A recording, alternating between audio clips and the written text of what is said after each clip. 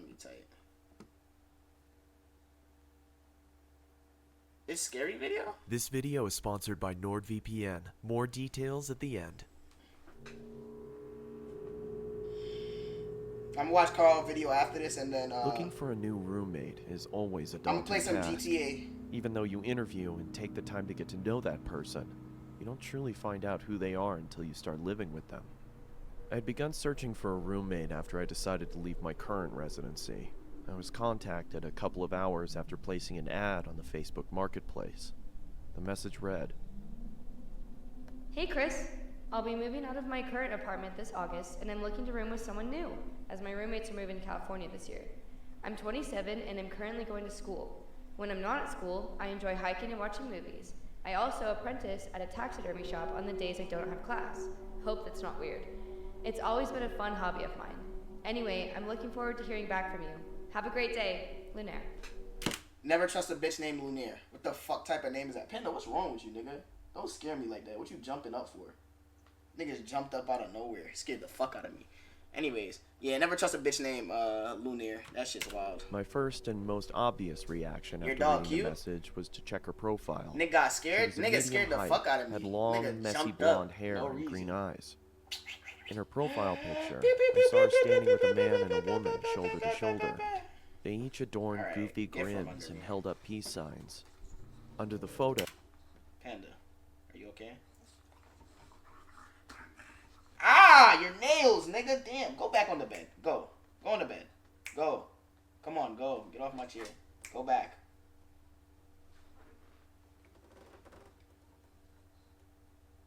You know what? Do what you gotta do. the caption read, "Love my roommates." I smiled Nigga to breathing myself hard as and fuck. decided Oh, to send Panda. a message back. Go on the bed. The sun beat down on us as Go. we hoisted various objects to the second floor of our new apartment. It took us a couple days to get everything out of the moving trucks and into our new place. Why this But bitch as soon carrying as a we lamp? did, a wave of relief washed over our sweat-drenched and sore bodies. After a couple more hours of rearranging, we each grabbed a beer from the fridge and sat on the porch. We reminisced about old 90s cartoons and what video games we obsessed over as kids. And as the sun started to set, I truly felt relaxed and confident that things were going to work out. A week later, I started a Panda new job for vibing a on construction God. company that was owned by a good friend of mine. Cute ass dog blooded. As I was getting ready, I heard the front door swing open. I walked into the living room to see Lunaire and her friend David sliding in a large box. "What you got there?" I asked. Through a strained grunt, she replied, I bought a freezer to store some of the animals I'm planning on using in my taxidermy work. I hope that's alright. I was obviously hesitant at first, as there was no mention of this happening in the first place, but I eventually accepted and returned to my room to continue getting ready for work. I came home at around 9 p.m. after having a couple of beers with friends and noticed that the freezer was nestled snugly in the lower part of the pantry. A low hum could be heard reverberating off of the inner walls. I was curious to see what was inside, but didn't want to intrude on Lunaire's business, so I went into my room and changed into more comfortable clothing. After changing, I came back out into the kitchen and started making a sandwich. I opened the fridge and grabbed what I needed. As I turned around, I stubbed my toe on the edge of the island countertop and let out a long, exasperated grunt. Through my frustration, I slammed the fridge door shut and checked my toe to see if there was any bleeding. As I raised my head back up, I was greeted by a shadowy figure. Lunaire was standing in the doorway leading to her room. The darkness behind her almost seemed to envelop her. Is everything okay? She said in a deadpan tone. "Shit, yeah, I'm sorry. I just slammed my toe into the corner of the countertop as I was making a sandwich. I hope I didn't wake you," It's fine. she said in the same deflated tone as before. She then turned around and walked back into the darkness of her room. I could tell that she was pissed, so I quietly made my sandwich and retreated back to my room as well, only hearing the low hum from the freezer as I closed my door.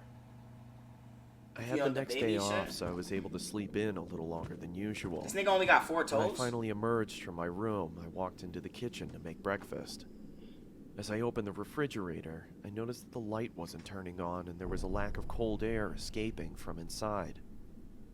I turned around and flipped the light switch to confirm my suspicion. Sure enough, the power was out. Damn it, I muttered under my breath. I walked over to Lunaire's room and knocked on her door to tell her about the power outage if she didn't already know, but there was no answer. I then remembered that she had classes that day and probably wasn't home. I walked back to the kitchen and past the pantry. As I did, I slipped on the floor but was able to catch myself on the countertop. What the?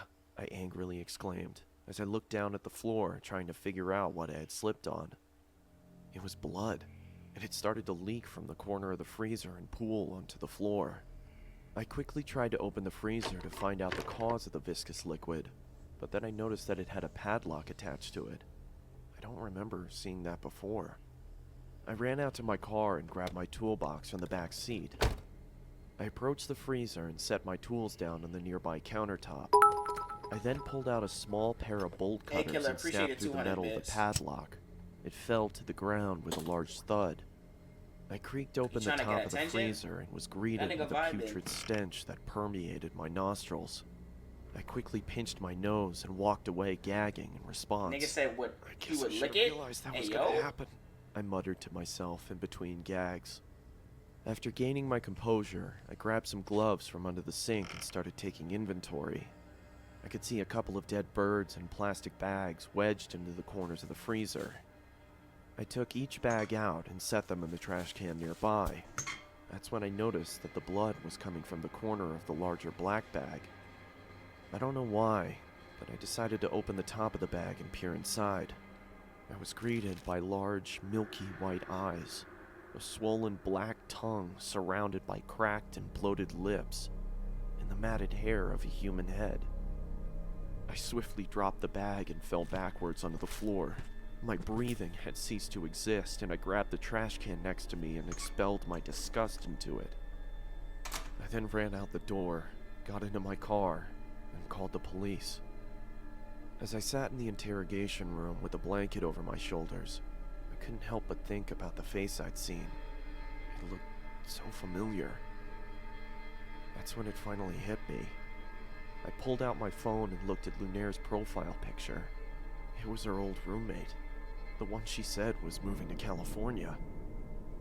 When the detective entered the room, she started the questioning process, asking me if I started noticing any weird behavioral occurrences around the apartment. Yeah, I stubbed my toe the other day and she creepily stood in the doorway. It seemed like she was pissed, but for some reason I had a strange feeling like she was concerned about something. That's when I connected the dots. She didn't come out into the kitchen because she heard me stub my toe. She came out into the kitchen because she thought I slammed the freezer instead of the fridge. A cold sweat started to form on my forehead as my surroundings became blurred.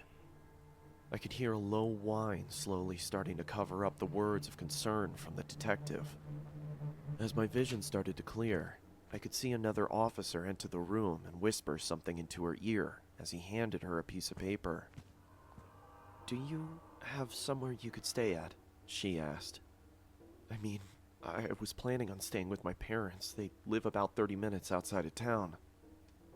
Okay, she paused.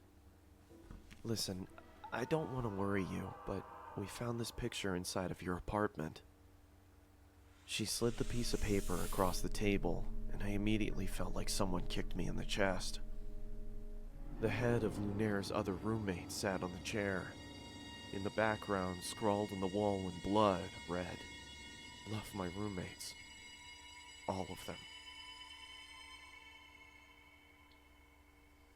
Lunaire would have had to shoot me my fate. I would have beat the brakes off that bitch. What the fuck? Out your damn Does this ever happen to you? I'd have beat the... Listen, animated shit isn't scary. Yeah, it's not that scary. We got anything else we want to watch? My nigga TK growing. I hit 10K? Say you swear to God. Oh, yes, sir. We at 10K. The bitch behind you? Shut up. If you ever wonder why I been in the way I been, 'cause I've been dealing with shit. If you ever wonder why I spin the way I spin, 'cause I ain't losing again. I got to get up out my bed. I can't be reminiscing. I can't be reminiscing.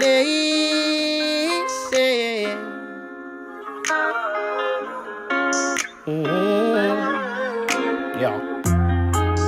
Yeah.